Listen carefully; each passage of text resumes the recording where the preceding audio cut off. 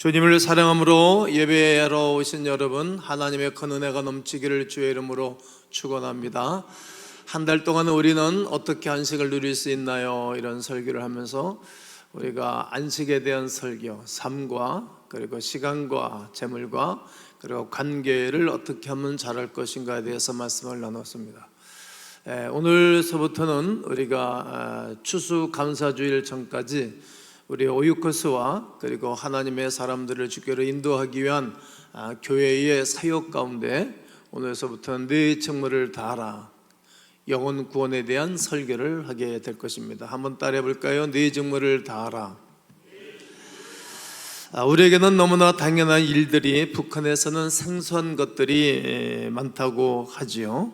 이번 아시안 게임을 통해서 북한 선수들을 화면을 통해서 만날 수가 있었습니다. 그들의 표정은 늘 굳고, 그리고 기자들이 이렇게 인터뷰를 하려면 이제 피하고 막 거절하는 것을 보았을 것입니다. 우리와 말도 같고 생김새도 비슷하고 이제 말 어투만든 다를 뿐인데, 어떻게 한 나라, 또 한 동포, 한 민족인데 우리가 가깝지만 그 먼 사이 같은 그런 감이 있습니다. 북한의 경제적 빈곤과 부자유를 잠깐이나마 느낄 수 있었지 않나 생각해 봅니다. 어떤 목사님이 평양을 방문했을 때 가장 크게 느꼈던 아픔이 바로 들을 수 있는 자유, 말할 수 있는 자유, 들을 수 있는 자유와 말할 수 있는 자유가 없다는 것을 구분이 지어졌습니다. 북한 전역에 라디오가 없다고 합니다. 집집마다 스피커가 있는데 우리가 들을 수도 없고 또 내가 원하는 시간에 끌 수도 없는 것입니다. 모든 주민들을 중앙방송으로 다스리고 있기 때문입니다. 그러니 나오는 대로 들을 수밖에 없습니다. 다른 소리는 들을 수 없습니다. 신문도 볼 수도 없습니다. 신문도 이렇게 백성들에게 배포하지를 않습니다. 그 목사님은 특별히 허가를 받고 라디오를 가지고 들어갔다고 하지요. 새벽에 라디오를 들어봤는데 우리 한국에서 이렇게 보내는 그 기독교 방송들을 다 들을 수 있었다는 거예요. 기독교 방송이 큰 일을 하고 있는 것입니다.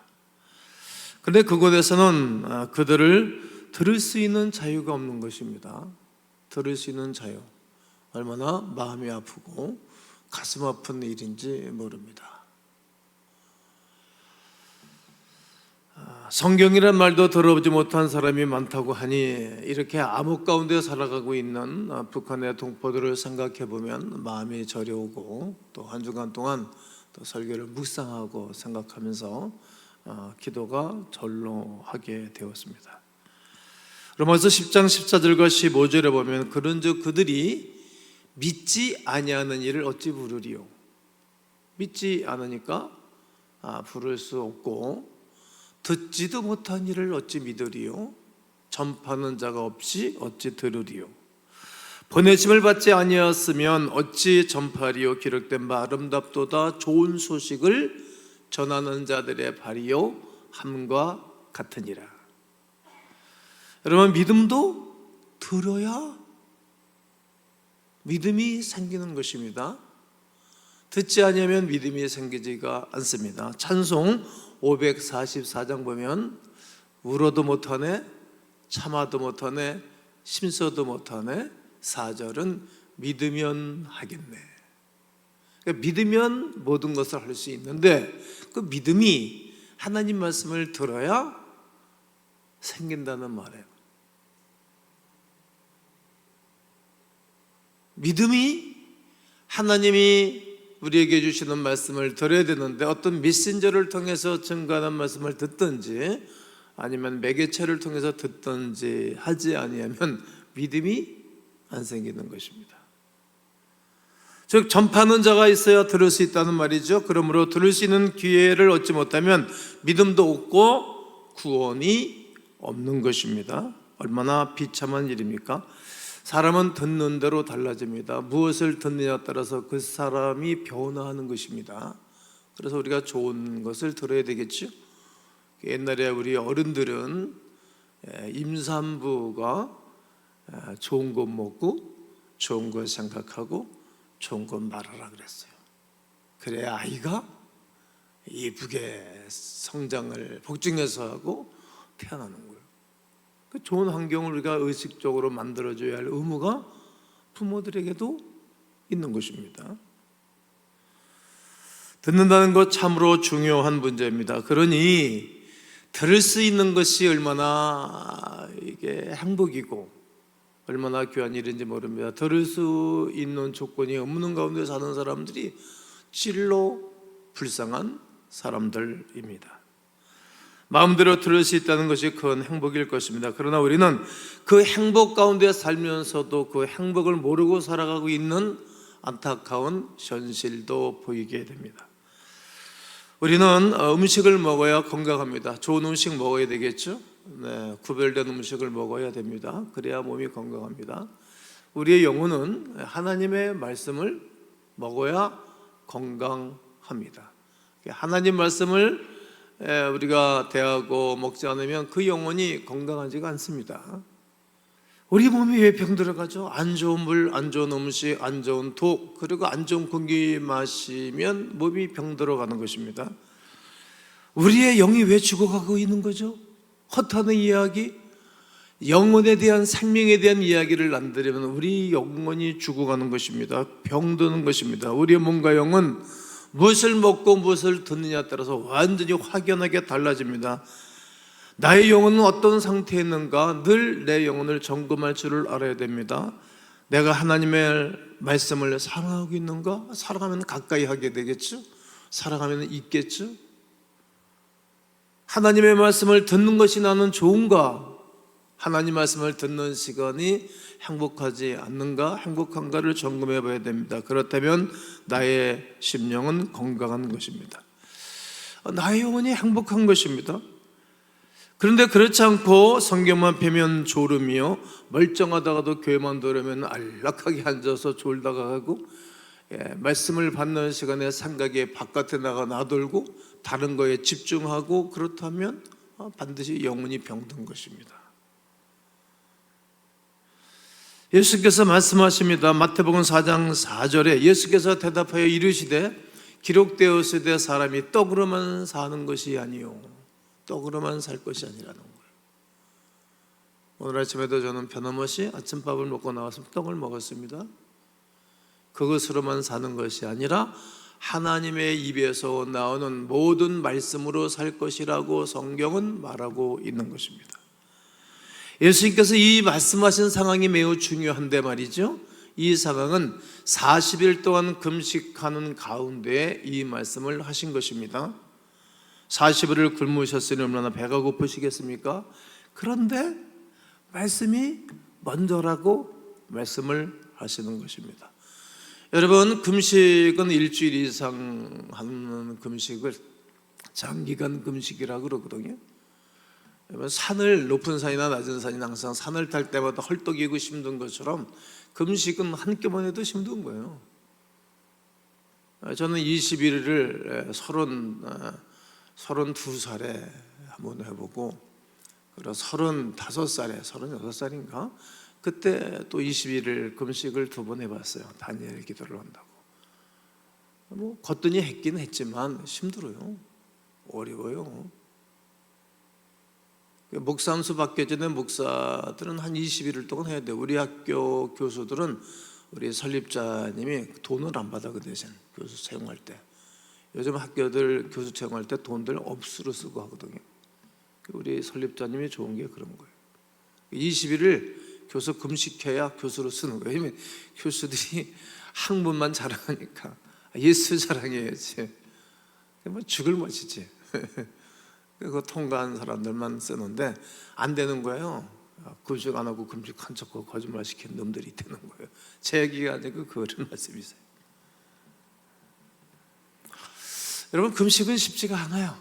그런데 40일 금식하시면서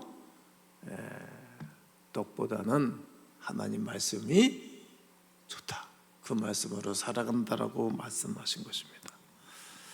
한번 따라해 볼까요? 사람은 하나님의 말씀으로 산다. 시작. 사람은 하나님의 말씀으로 사는 것입니다.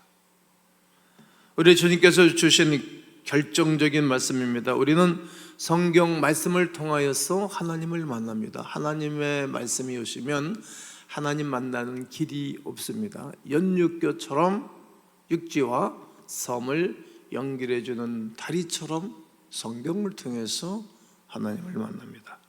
마틴 루터의 신앙은 하나님과 나 사이에 바른 관계다라고 말했어요. 하나님과 나 사이에 바른 관계가 신앙입니다. 바른 관계가 되지 아니한 사람은 온전한 삶을 살아갈 수가 없습니다. 정 말씀하는 자와 듣는 자의 바른 관계입니다.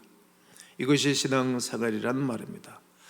성도 여러분, 우리가 듣는 자세가 중요합니다. 듣는 마음이 중요합니다. 하나님과 나 대화적 관계가 늘 되어져야 됩니다. 그가 우리에게 말씀하시고 우리는 그 말씀을 늘 듣습니다. 그가 우리에게 계시하시고 우리는 그 계시에 늘 응답하는 것입니다. 그가 말씀하시는 대로 예, 아멘하고 우리의 생각이 가고 우리의 몸이 그분 앞으로 나아가는 것입니다. 그럴 때 그 안에서 생명의 역사가 일어나는 것입니다. 우리는 성경을 통하여 창조주 하나님을 알고 또한 인간에 대해서 알게 됩니다. 그래서 신학을 할 때 제일 먼저는 신조학에 대해서 공부를 하고 그리고 하나님에 대해서 공부하고 그리고 인간론에 대해서 공부를 합니다. 하나님을 모르고 인간을 모르면 온전히 주의 모든 사람들을 대할 수 없기 때문입니다.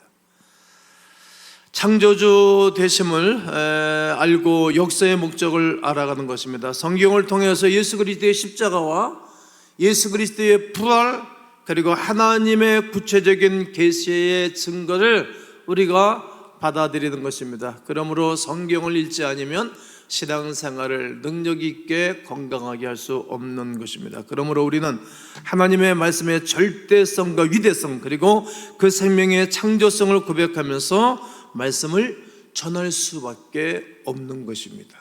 온 백성들이 말이죠.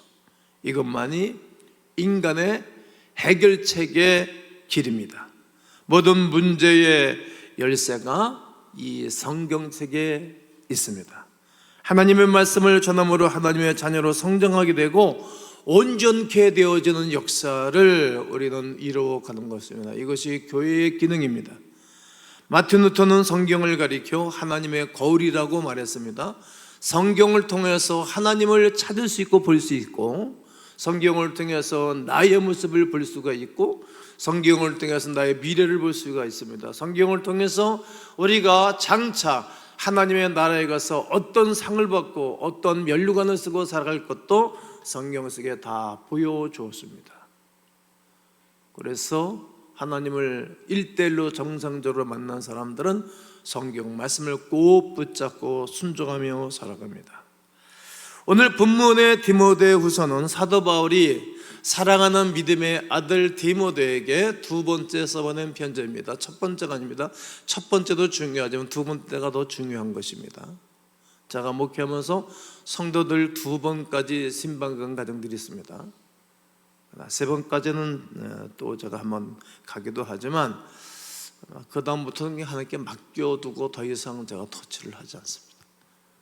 나는 그분의 종이지 내가 성도들의 할 수 있는 아니니까 그러면 내 목적만 하나님의 뜻을 따라서 찾아갑니다. 두 번째가 이렇게 중요한 거예요. 사랑이 담겨져 있는 메시지를 바울이 디모데에게서 보냈습니다. 사도 바울은 로마 감옥에서 디모데에게 이 편지를 쓰는 거예요. 감옥에서 지금 이제 나의 상황이 어떠냐에 따라서 이제 글이 달라지거든요. 제가 설교 준비를 새벽 예배를 마치고 설교 준비를 하는 거하고 오전에 하는 거하고 밤에 하는 거하고 밤늦게 어떤 때는 요즘은 그렇게 하지 않습니다만 어떤 때는 밤 11시서부터 새벽 1-2시까지 설교글을 쓸 때가 있고 그랬어요. 그때 상황이 아침에 읽어보면 다릅니다. 감성이 완전히 다릅니다. 이제 지금 이 바울이 디모데에게 두 번째 써보낸 편지를 로마 감옥에서 쓰는 거예요. 그리고 나서 몇 개월 있다가 순교를 당했어요. 여러분, 이제 본인의 상황이 영적으로 사는 사람들은 말이죠, 자기가 언제 이 땅을 떠날 걸 알아. 막 사는 사람들이 막 이상하게 세상을 떠나지, 정말 많은 그런 영적인 거성들을 보면 거기다가 자기가 떠날 날들을 압니다. 그러므로 이 서신은 바울 사도의 어떻게 보면 유언장이기도 한 거예요. 유언장. 그리고 자기가 살아가는 제자에게 마지막 하고 싶었던 이야기가 이 얘기란 말이에요. 본문을 보면 바울이 먼저 말씀을 전파하라 이렇게 말하고 있어요. 말씀을 전파하라. 왜냐하면 말씀만이 사람들을 살리기 때문에. 그리고 가르쳐라. 그리고 세 번째가 권면하라. 세 가지입니다. 전파하라, 가르쳐라, 권면하라. 사도 바울은 자신도 군중 앞에서 설교했고요, 선상, 배에서도 했고, 그리고 혹은 법정에서도 손을 번쩍 들고 당당하게 전했고, 심지어 감옥에 들어가서도 오네시모 같은 사람, 또 빌립보에 들어가서도 감옥에서도 찬송하고 말씀을 전했어요. 그러니까 어디를 간다 할지라도 바울은 가르치고 전파하고 그리고 권면하는 일을 했다는 말이죠. 말씀을 전하는 삶은 인생의 목적으로 삼고 일평생을 살아갔어요. 예수 그리스도를 만나고 난 다음에는 어떤 상황과 조건 속에 있을지라도 말씀을 전하며 살아가는 것이 인생의 목표요, 인생의 목적이 되어야 할 것을 말씀하고 있다는 말입니다. 특별히 오늘 본문에 강하게 명령하는 말씀이 어떤 것이죠? 때를 얻든지 못 얻든지입니다. 한번 따라해 볼까요? 때를 얻든지 못 얻든지 너는 말씀을 전파하라 그러는 거예요. 우리는 될 것 같으면 내가 하고 안 될 것 같으면 안 되는 거예요. 아무 곳에 간다 할지라도 내가 비장의 칼을 뽑아서 말씀의 검을 뽑아서 전해야 될 것을 말씀하고 있는 것입니다. 바울이 그렇게 살았어요. 디모데도 그렇게 살라고 말하는 거죠. 에베소 교회에 담임을 하고 있는 이에게 그 말씀을 전해주고 있는 것입니다. 여러분, 기회를 얻었으면 전할 것입니다. 기회를 얻지 못했으면 기회를 만들어서 전할 수 있는 기회를 만들어야 되는 것입니다. 그러므로 성도 여러분, 많은 사람을 만나서 부지런히 복음을 증거하는 전도자의 삶을 살기를 주의 이름으로 권면합니다. 권면합니다. 권면합니다. 때를 얻든지 못 얻든지, 상대방이 듣든지 듣지 않든지, 받아들이든지 받아들이지 않든지 간에 교회는 온 개인은 이 일을 하는 것입니다. 오늘 본문 5절에 보면 그러나 너는 모든 일에 신중하며 모든 일에 신중해야 됩니다. 여러분, 교회 생활도 신중하게 돼야 되겠지. 매사에 고난을 받으며 전도자의 일을 하며 네 직무를 다하라. 오늘 설교 주제가 네 직무를 다하라, 이 본문의 말씀입니다. 무슨 상황이나 환경이어도 우리는 나에게 맡겨준 책임을 잘 감당하는 것입니다. 여러분, 어디를 가나 책임감 있는 사람들을 좋아합니다. 여러분, 저도 책임감 있는 성도들을 좋아합니다. 책임감 없는 사람들은 아주 힘들고 피곤합니다. 성경은 분명하게 말하고 있는 것입니다. 복음을 위하여 참고 고난을 받는 것이라고. 내가 전도할 때 고난을 당하면 그것이 영광이 됩니다. 죄송하지만 제가 교회를 개척하고 몇 년 동안 내가 혼자 전도하러 다녔습니다. 요즘은 하는 일이 많고 만날 일들이 많아서 어떻게 보면 일주일에 한 번 다시 전도하는 것으로 정하고 다시 턴을 해야 되지 않는가, 그런 고민을 하고 있습니다. 제가 이제 3주간 동안 부흥회, 우리 교회까지 4주간 부흥회하고 난 다음 그 다음 한 주간은 핸드폰에 뭐고 다 던져놓고 한 주간 동안 하나님 앞에 항거하며 기도할 계획을 가지고 있습니다. 여러분들도 기도해 주십시오. 너무 바빠요. 제가 너무 하는 일이 많고, 그러다 보니까 이렇게 마음에 이렇게 좀 하나님과 가까워지고 싶은 그 막 소욕들이 생기는 거예요. 이제 뭐 세속과 끊고 한 주간 동안 깊은 시간을 가지려고 합니다. 복음적인 삶을 살 때 어렵기도 하고 고난을 당하기도 하고 핍박을 당하기도 하고 어렵기도 합니다. 그러나 그것이 영광이 되는 것입니다. 성도 여러분, 말씀이 우리를 기다립니다. 말씀을 읽지 않는 자에게는 말씀하지 않습니다. 성경이 내게 말씀할 수 있는 기회를 만들고 성경이 모든 사람에게 말씀할 수 있도록 기회를 넓혀가야 합니다. 이것이 하나님이 하신 명령입니다. 사도행전 20장 32절을 다 함께 한번 크게 읽겠습니다. 시작. 지금 내가 여러분을 주와 및 그 은혜의 말씀에 부탁하노니 됐습니다. 그 은혜의 말씀께 부탁한다는 거예요. 은혜의 말씀께. 바울 사도가 고벨 설교를 하면서 내가 은혜의 말씀께 당신들을 부탁합니다. 우리는 은혜를 붙잡고 은혜를 먹으면서 살아가는 사람들입니다. 성도가 은혜가 없으면 힘이 듭니다. 뻑뻑합니다. 인생 살기가 어려운 거예요. 그래서 오늘 찬송 코디도 그 은혜로 여기에 서 있는 이 찬송을 코디한 것입니다. 은혜로 살아가면 여러분 기쁘지 않습니까? 즐겁기만 합니다. 은혜로 살아왔던 지나간 날들을 우리가 추억하고 되살려 놓고, 그리고 그 은혜를 우리가 마음속에 뿌듯하게 담아놓고 우리 오이코스들에게 즐겁게 복음을 전해주는 거예요. 예수 믿고 나에게 이런 은혜를 주신 것에 대한 감격으로 식구들에게 나아가는 것입니다. 창세기 1장 1절에 태초에 하나님의 천지를 창조하셨어요. 그리고 2장에 가서 인간들이 타락을 합니다. 그래서 하나님의 축복과 은혜를 다 잃어버리게 되어집니다. 그런 인생들을 위해서 자기 땅에 오며 자기 백성들이 영접하지 아니하는 아픔이 있었어요. 그러나 그 예수를 믿고 영접하는 사람들에게는 하나님의 자녀가 되는 권세를 주셨습니다. 다른 사람으로서는 구원을 받을 수 없나니 천하 사람 중에 구원을 받을 만한 이름을 우리에게 주신 일이 없습니다. 그 아들 예수 그리스도를 믿으면 구원을 받는 것입니다. 너네 집이 구원을 받는 것입니다.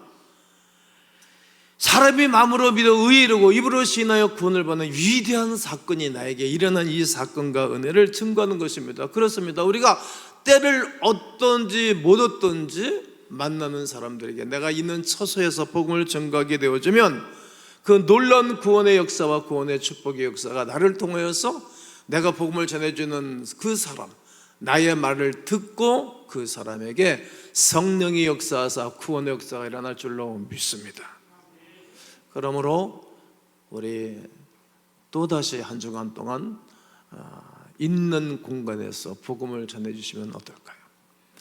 만약 내가 하나님의 나라의 직원이라면, 여러분이 하나님의 나라의 직원이라면 하나님이 여러분과 나에 대해서 어떤 평가를 내릴 것인가? 제가 이제 많이 생각하고 기도하면서 말이죠. 야, 하나님이 나를 어떻게 평가하실까에 대해서 내가 한 주간 동안 고민을 많이 했어요. 저희 교회는 1%에 들어가는 교회가 돼 있는 교회이긴 하지만 어떤 평가를 내렸을까? 오늘 말씀을 듣고 예배를 드리러 오신 여러분을 하나님이 평가하신다면 어떻게 평가하실 것이고, 하나님의 나라의 휘사에 여러분들이 직원이라면 어떤 평가를 내리시고 어떤 상급을 내리실 것이라고 생각하십니까? 한번 반문의 말씀을 묵상하면서 우리 그 은혜의 복음을 증거하면서 하나님의 나라를 세워가는 큰 역사가 있기를 주님의 이름으로 축원합니다.